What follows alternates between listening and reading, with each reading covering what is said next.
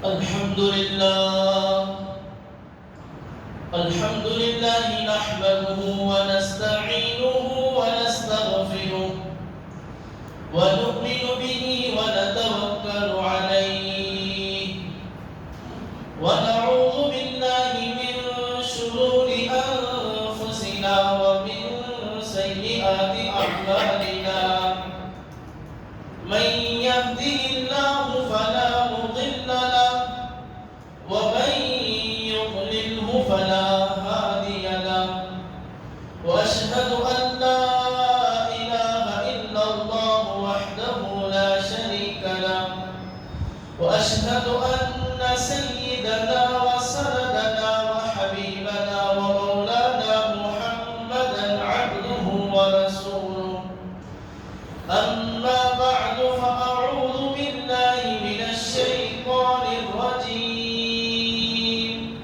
بسم الله الرحمن الرحيم يا أيها الذين آمنوا ادخلوا في السلم كافة ولا تتبعوا خطوات الشيطان إنه لكم عدو مبين وقال النبي صلى الله عليه وسلم إذا مات الرسول انقطع عمله إلا من ثلاث صدقة جارية وولد صالح أو علم ينتفع به أو كما قال عليه الصلاة والتسليم سبحانك لا علم لنا إلا ما علمتنا إنك أنت العليم الحكيم رب اشرح لي صدري ويسر لي أمري واحلل عقدة من لساني يفقهوا قولي رب اشرح لي صدري ويسر لي أمري واحلل عقدة من لساني يفقهوا قولي رب زدني علما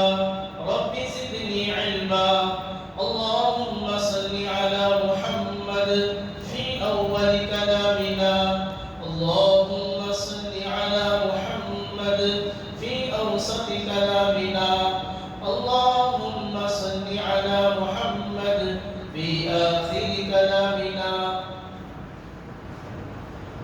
محترم سامعین بزرگوں اور دوستوں گزشتہ ہفتے میں نے آپ حضرات کے سامنے یہ بات رکھی تھی کہ اللہ تبارک و تعالیٰ نے ہم پر بہت سارے انعامات اور احسانات کیے ہیں ان میں سب سے بڑا انعام اللہ کا ہم پر یہ ہوا کہ اللہ نے ہمیں ایمان کی دولت سے نوازا ہے یہ ایمان کی دولت بے شک بہت بڑی نعمت ہے بہت بڑی دولت ہے اللہ فرماتے ہیں ان الدین عند اللہ الاسلام کہ اللہ کے نزدیک دین کوئی مذہب پسندیدہ ہے تو وہ صرف اسلام ہی ہے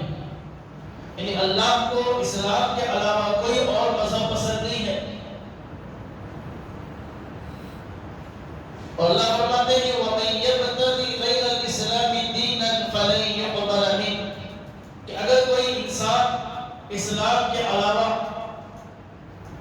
ایمان کے علاوہ کوئی اور مذہب اختیار کرتا ہے کسی اور مذہب کو چاہتا ہے فَلَن يُقْبَلَ مِنْهُ ہرگز اس سے اور مذہب و دین قبول نہیں کیا جائے گا وَهُوَ فِي الْآخِرَةِ مِنَ الْخَاسِرِينَ اور جو دین اسلام کے علاوہ مذہب کو چاہنے والا ہوگا وہ آخرت میں خسارے اور نقصان میں ہوگا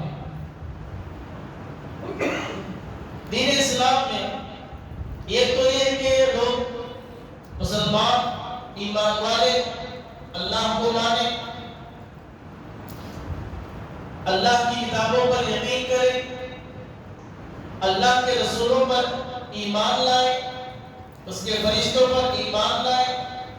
آخرت کے دن پر ایمان لائے اور یہ کہے کہ میں اللہ کو ایک مانتا ہوں اس کی کتابوں پر ایمان لاتا ہوں کہ اللہ نے جو بھی آسمان سے کتابیں نازل کی ہیں وہ سارے کے سارے برحق ہیں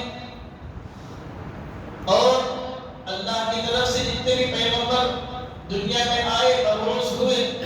سب پر ایمان لاتا ہوں، فرشتوں پر ایمان لاتا ہوں کہ اللہ نے دنیا کے نظام کو چلانے کے لیے فرشتے مقرر کیے ہوئے ہیں۔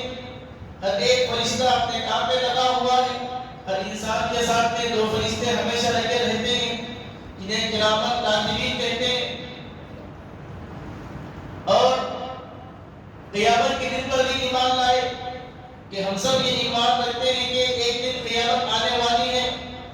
کہ جس دن روئے زمین پر کوئی باقی نہیں رہے گا اللہ کے علاوہ، اور اسرافیل علیہ السلام کے علاوہ۔ یہ بھی ایمان لانا ہے۔ اور ایمان لانے جو آدمی ان ساری باتوں پر ایمان لے کر آتا ہے، اللہ پر، اس کی کتابوں پر، اس کے رسولوں پر، قیامت کے دن پر اور موت کے بعد اٹھائے جانے پر اور تقدیر پر، اسے مسلمان کہتے ہیں، اسے ایمان والا کہتے ہیں۔ ایمان لانے کے بعد ایک اس پر عمل بھی کرنا۔ اِلَّا الَّذِينَ آمَنُوا وَعَمِلُوا الصَّالِحَاتِ، جہاں ایمان کا تذکرہ ہوا ہے وہاں جگہ جگہ قرآن کریم کی آیات، قرآن کریم کے اندر اللہ پاک نے اعمال صالحہ کا بھی تذکرہ کیا ہے کہ صرف ایمان لے آنا کافی نہیں ہے، ایمان لانے کے بعد اللہ کی بتائی ہوئی باتوں پر عمل کرنا بھی ضروری ہوتا ہے۔ اگر کوئی بچہ اپنے باپ سے کہتا ہے کہ اے ابو میں آپ سے بہت محبت کرتا ہوں، میں آپ کے لیے کچھ بھی کرنے کے لیے تیار ہوں، میری محبت، آپ کی محبت میرے دل میں بسی ہوئی ہے، لیکن اگر وہ والد صاحب اسے کچھ کام کہیں کہ فلاں کام جا کے کر کے آؤ، فلاں جگہ جا کے فلاں چیز دے کر آؤ، تو بچہ کہتا ہے کہ میں آپ سے محبت کرتا ہوں، آپ میرے والد ہیں، میں آپ کا احترام کرتا ہوں، میں آپ کی عزت کرتا ہوں، اکرام کرتا ہوں۔ صرف زبان سے دعوے کر رہا ہے اپنے والد کے محبت کا، والد کے احترام کا، والد کی عزت کرنے کا، لیکن جب کرنے کی بات آئی، عمل کرنے کا موقع آیا تو وہ پیچھے ہٹتا ہے، کرتا نہیں۔ تو آپ بتائیے، صرف زبان سے دعوے کرنے والا کہ میں اپنے والد سے بہت محبت کرتا ہوں، احترام کرتا ہوں، کی عزت کرتا ہوں،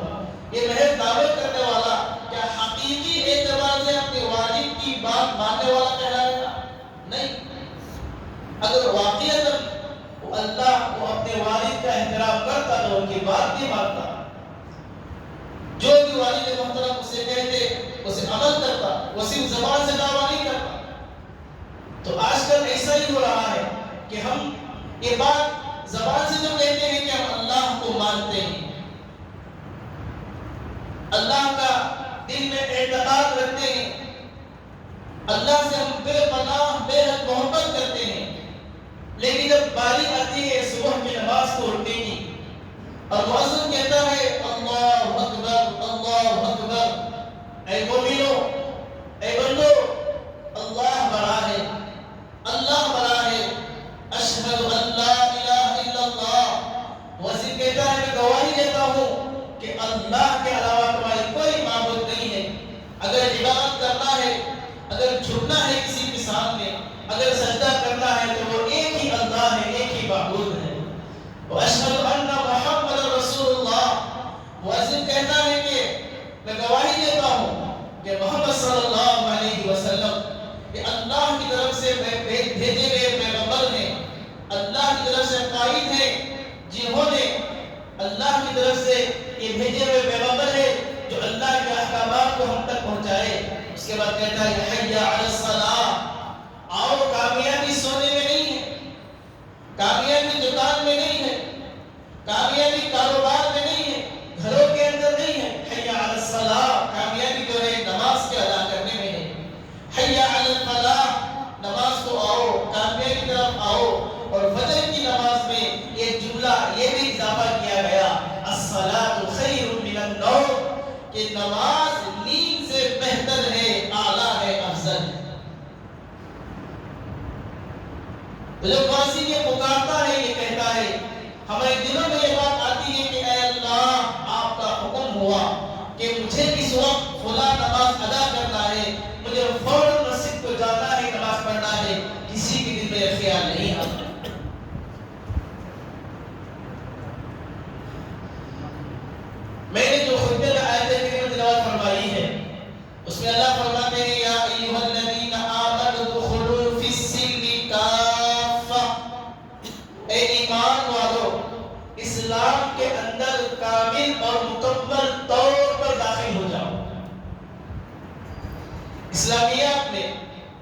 ایک باب ہے عقائد کا. عقائد کہتے ہیں اللہ کے بارے میں عقیدہ، نبیوں کے بارے میں عقیدہ، دل میں اعتقاد، دل میں اللہ کے بارے میں یہ عقیدہ رکھنا چاہیے کہ اللہ کے علاوہ میرا کوئی معبود نہیں، میرا مشکل کشا، میرا حاجت روا،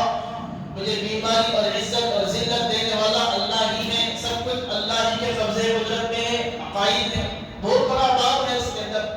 پیغمبروں کے بارے میں کیا عقیدے ہونے چاہیے، رسولوں کے بارے میں کیا عقیدے ہونے چاہیے، ہمارے دل کے اندر فرشتوں کے بارے میں، آخرت کے بارے میں، موت کے بارے میں جو عقائد ہیں. یہ بہت بڑا اس کا بیان، اس کا باب ہے. یہ عقائد الحمدللہ ہم سب کے اندر یہ عقائد موجود ہیں. اللہ کے بارے میں ہم سب مانتے ہیں کہ اللہ ایک ہے. نبیوں کے بارے میں ہم سب مانتے ہیں کہ نبی اکرم صلی اللہ علیہ وسلم جب بھی دنیا میں فساد آیا، خرابی آئی، اللہ اپنے طرف سے نیک بندوں کو بھیجتے تھے. وہ آتے اور اللہ کے بندوں کو اللہ تک ملاتے. جو ان کی بات مانتے اللہ انہیں دنیا میں بھی کامیاب کیا اور آخرت کے محدود زندگی میں بھی کامیاب بنا کے دکھایا. جو ان کی بات نہیں مانے دنیا ہی میں اللہ نے ان پر عذاب ڈالی. اور سب سے آخر میں ہمارے اور آپ کے آقا جناب محمد رسول اللہ صلی اللہ علیہ وسلم اس دنیا میں تشریف لائے. اور ہمارا عقیدہ ہے، پکا عقیدہ ہے کہ ہمارے نبی آخری نبی ہے. نبی اکرم صلی اللہ علیہ وسلم کے بعد کوئی نبی آنے والا نہیں ہے.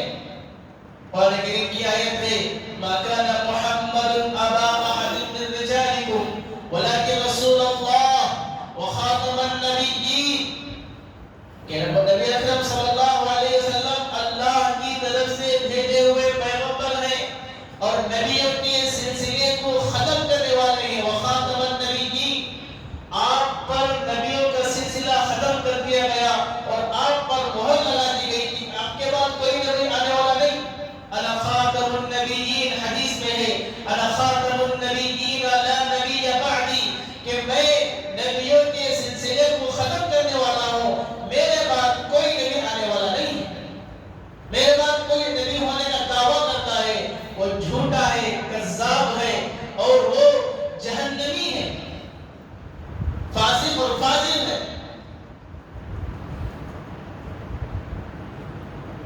فرشتوں کے بارے میں ہم سبھی کو یہ عقیدہ رکھنا ہے کہ اللہ کے جو فرشتے بہت ہی نور سے بنائی ہوئی مخلوق ہیں، ان سے کبھی کوئی گناہ نہیں ہوتا. یہ اللہ کے حکموں کو، اللہ کے جن باتوں کا ان کو حکم دیا ہے وہ اپنے احکامات پر چلتے ہی، اور دنیا کے نظام اور دنیا کی ترتیب پر فرشتے لگے ہوئے ہی. صبح کو کام کرنے والے فرشتے الگ ہی، رات میں کام کرنے والے فرشتے الگ ہی. صبح میں اور شام میں ان کی شفٹنگ ہوتی ہے. اس لیے حدیث میں حکم بھی ہے کہ فجر کی نماز کے بعد اور عصر کی نماز کے بعد روزانہ ہمیں چاہیے کہ سورۃ کریمہ 100 مرتبہ پڑھا کرے، استغفار 100 مرتبہ پڑھا کرے اور درود شریف 100 مرتبہ پڑھا کرے. اسی لیے ہے کہ اس وقت جب فرشتوں کی شفٹنگ ہوتی ہے، جب وہ فرشتے اللہ کے پاس پہنچتے ہیں تو اللہ تبارک و تعالیٰ ان سے پوچھتے ہیں کہ اے فرشتوں بتاؤ تم نے میرے بندوں کو کس حالت میں پایا، میرے بندے کیا کر رہے تھے. اگر ہم اس وقت میں ایسے مبارک گھڑیوں میں تسبیحات کی پابندی کرتے رہے ہوں گے تو وہ فرشتے ہماری گواہی دیتے ہیں کہ ہم فلاں مسجد سے آ رہے تھے، ہم فلاں محلے میری ڈیوٹی تھی، میرا کام تھا، میں فلاں مسجد سے آ رہا ہوں، میں نے وہاں فلاں بندوں کو آپ کی تسبیح، آپ کی تقدیس، آپ کی بڑائی بیان کرتے ہوئے دیکھا. میں نے فلاں بندے کو دیکھا کہ وہ اپنے گناہوں کی وجہ سے، اپنے نافرمانیوں کی وجہ سے وہ توبہ و استغفار میں لگا ہوا ہے. میں نے فلاں بندے کو دیکھا کہ وہ نبی اکرم صلی اللہ علیہ وسلم پر درود شریف پڑھ رہا تھا. تو ہمارا ذکر خیر کل آسمانوں پر روزانہ ہوگا جب ہم ان باتوں کو سیکھیں، سمجھیں اور ان پر عمل کریں. آج ہمیں شریعت کو سیکھنے، شریعت کو جاننے، شریعت کو سمجھنے کی فرصت ہی نہیں ہے، ٹائم ہی نہیں ہے ہمارے پاس، وقت ہی نہیں ہے. ہمارے عقیدے میں سے کیا ہم نے اپنے بچوں کو کبھی بٹھا کر یہ بتایا ہے کہ اللہ کے بارے میں آپ کا کیا عقیدہ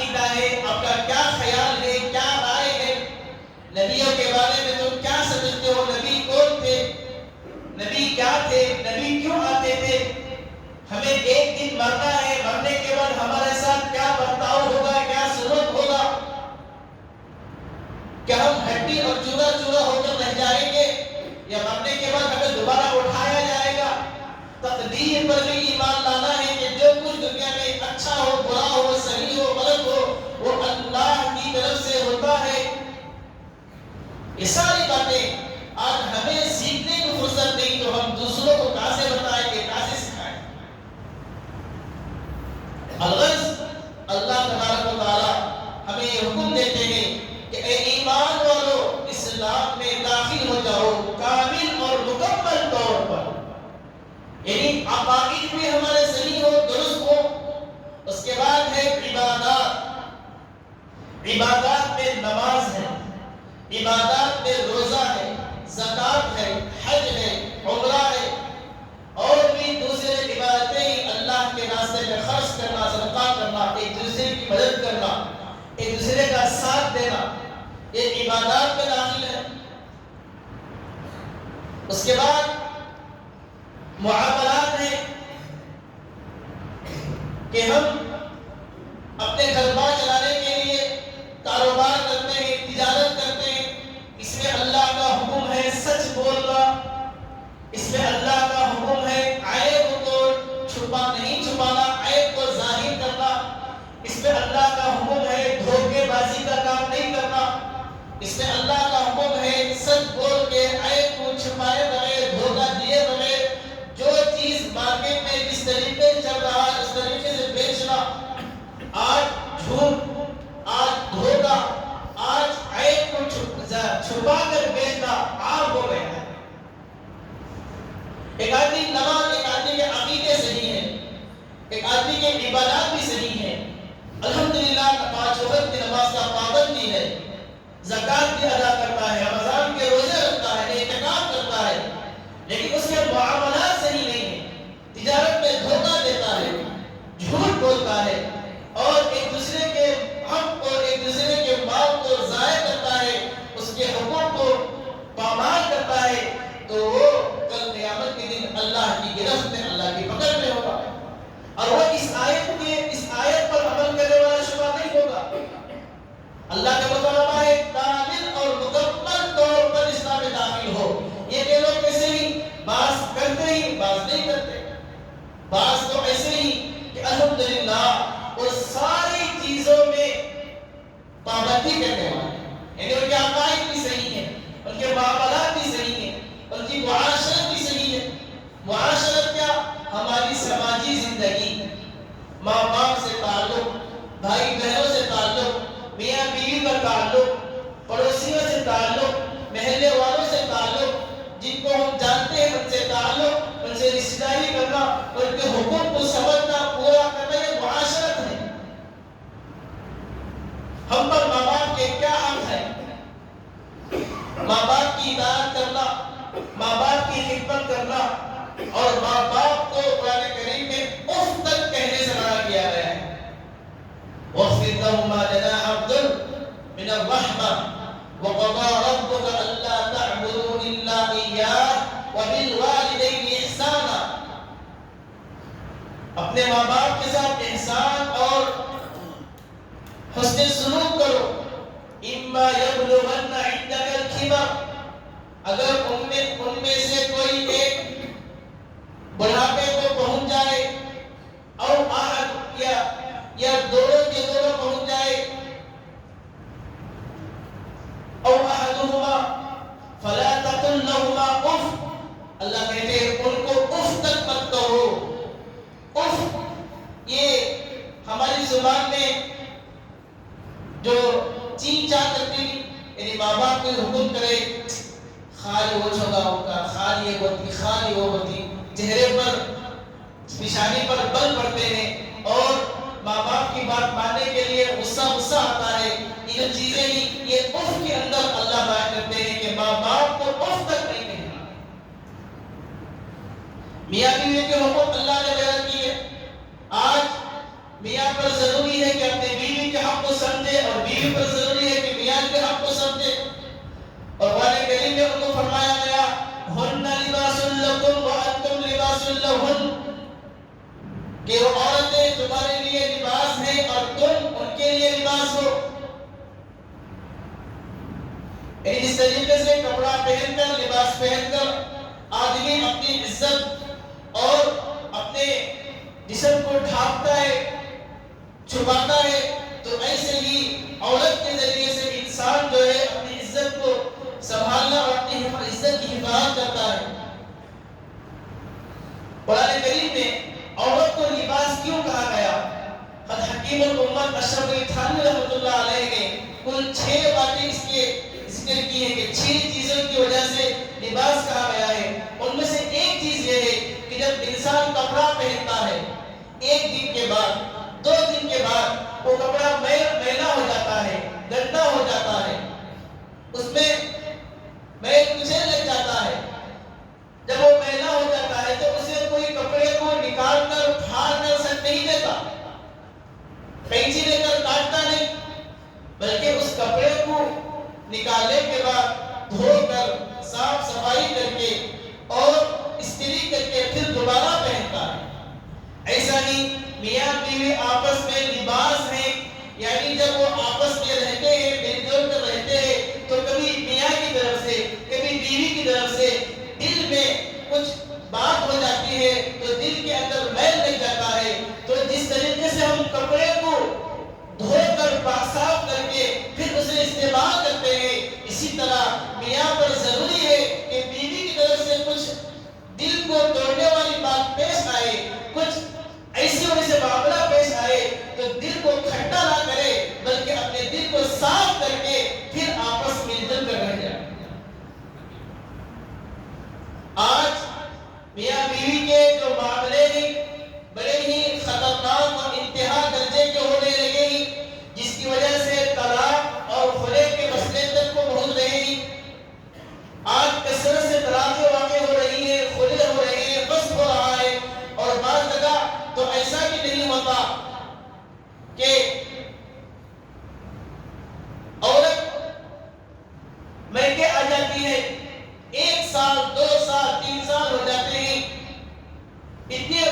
سال جب ہو جاتے ہیں ان کا طلاق بھی نہیں ہوتا، خلا بھی نہیں ہوتا، فسخ بھی نہیں ہوتا، ان تینوں کو چھوڑ کر ان کے گھر والے دوسرے کو نکاح کرا دیتے ہیں، جو بالکل حرام اور ناجائز ہے۔ یعنی مسائل معلوم نہ ہونے کی وجہ سے، علماء سے رابطہ اور علماء سے تعلق نہ ہونے کی وجہ سے، پوچھتے نہیں، کرتے نہیں، معلومات حاصل نہیں کرتے، وہ یہ سمجھتے ہیں کہ 2 سال ہو گیا، 3 سال ہو گیا، اب کا سے نکاح باقی رہتا، نکاح ٹوٹ گیا ہے، شادی کر دیتے ہیں، حالانکہ جو پہلا نکاح ہوتا ہے وہ اب تک تو نہ طلاق ہوئی، نہ خلا ہوا، نہ فسخ ہوا، کچھ بھی نہیں ہوا۔ ایسے ایسے حالات، ایسے ایسے واقعات پیش آ رہے ہیں۔ آج ہم خود شریعت کو برباد کرنے پر تلے ہوئے ہیں، ہمیں دوسروں سے کیا امید ہے؟ ایسا ہی اگر آپ نے کسی سے قرض لیا، کسی سے کچھ پیسہ لیا، تو آپ کی ذمہ داری ہے کہ آپ اسے فوراً ادا کرنے کی فکر کریں۔ قرض لے کر قرض خواہ جو آپ کو قرض دیا ہے پوچھتا ہی رہتا ہے، پوچھتا ہی رہتا ہے، آپ اس کی فکر ہی نہیں کرتے۔ امانت دیا کوئی رکھنے کے لیے، آپ اسے استعمال کرتے ہیں، امانت میں خیانت ہو رہی ہے۔ وراثت کا بہت بڑا مسئلہ، بہت بری حالت ہے ہماری کہ وراثت کے اندر اللہ تبارک و تعالیٰ نے بھائیوں اور بہنوں سب کا حصہ مقرر کیا ہوا ہے کہ بھائی کا اتنا حصہ ہے، بہن کا اتنا حصہ ہے۔ پوری سورۃ النساء کے اندر ایک مکمل رکوع اس پر نازل ہوا ہے کہ بھائی اور بہنوں کا کیا حصہ ہے۔ آج بھائی حضرات جتنے بھی بھائی ہیں اپنے بہنوں کے وراثت کے حصے کو مار کر کھا رہے ہیں، اس کا پیٹ کاٹ رہے ہیں۔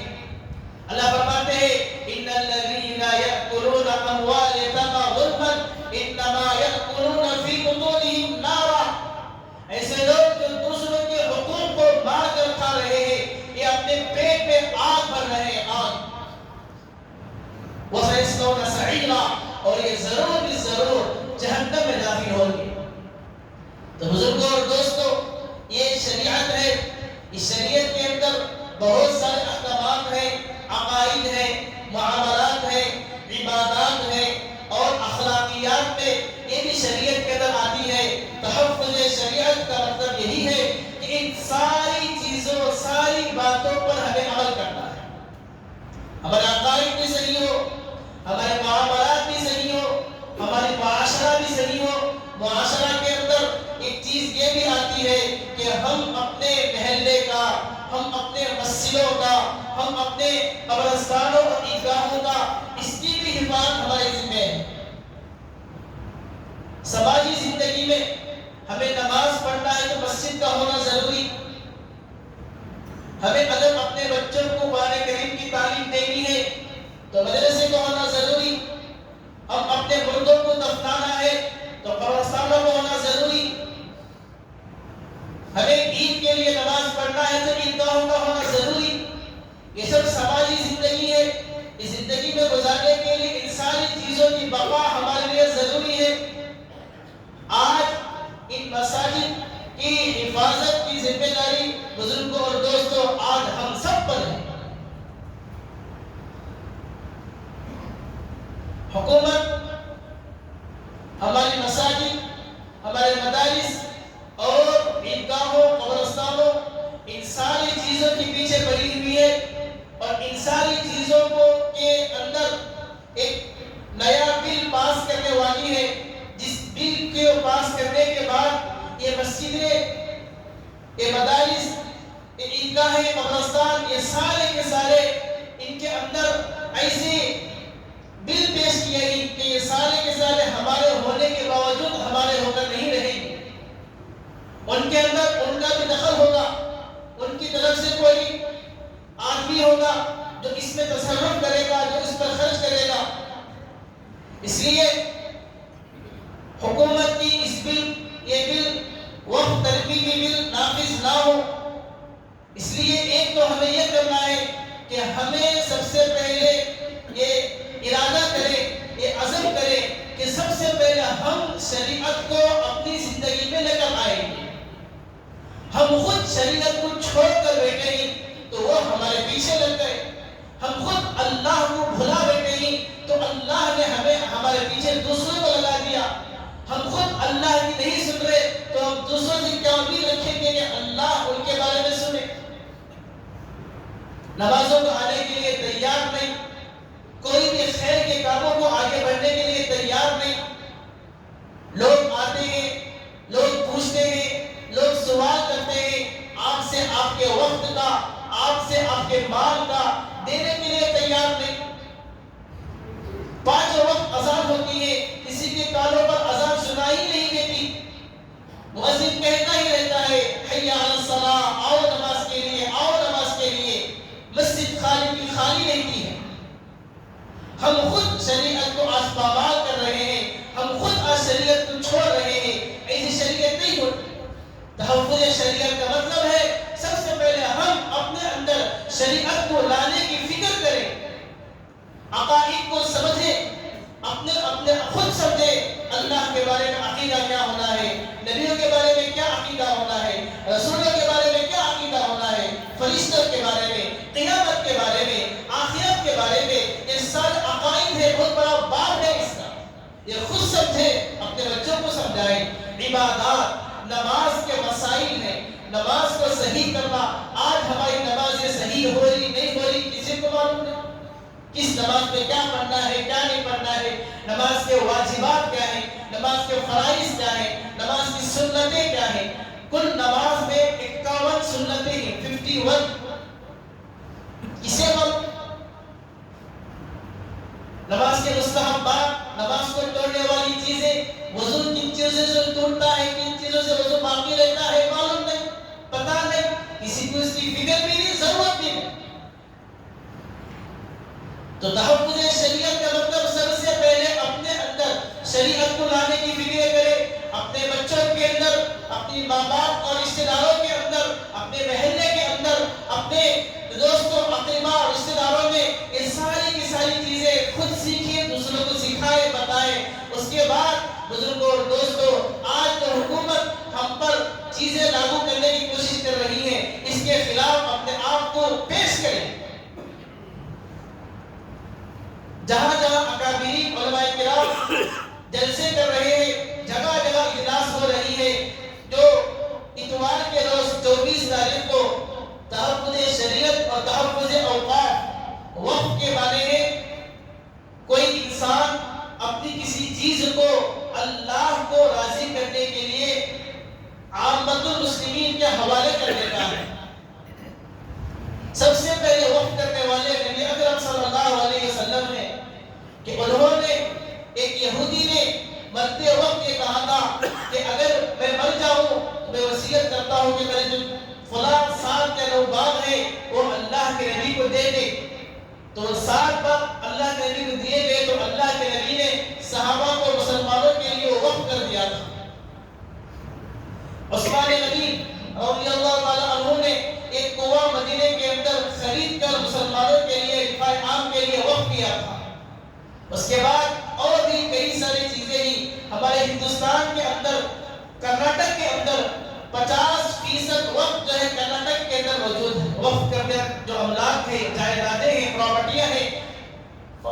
50 سے 60% پراپرٹی کرناٹک کے اندر ہے، جس کی حفاظت کی ذمہ داری ہمارے پر ضروری ہے۔ اس کی حفاظت کے واسطے جس طریقے سے 2 ماہ پہلے ای میل کے ذریعے سے ہم نے یہ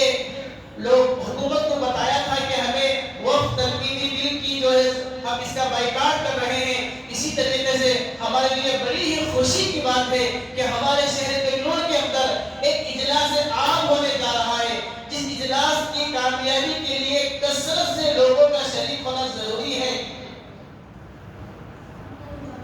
اور جاتے وقت نعرہ بازی نہیں ہوگی، ہنگامے نہیں ہوگے، چیخ و پکار نہیں ہوگی، سکون اور اطمینان کے ساتھ، وقار کے ساتھ اسلام اور ایمان کی اور اپنے عزت اور آبرو کی حفاظت کرتے ہوئے سکون اور اطمینان سے جانا ہے،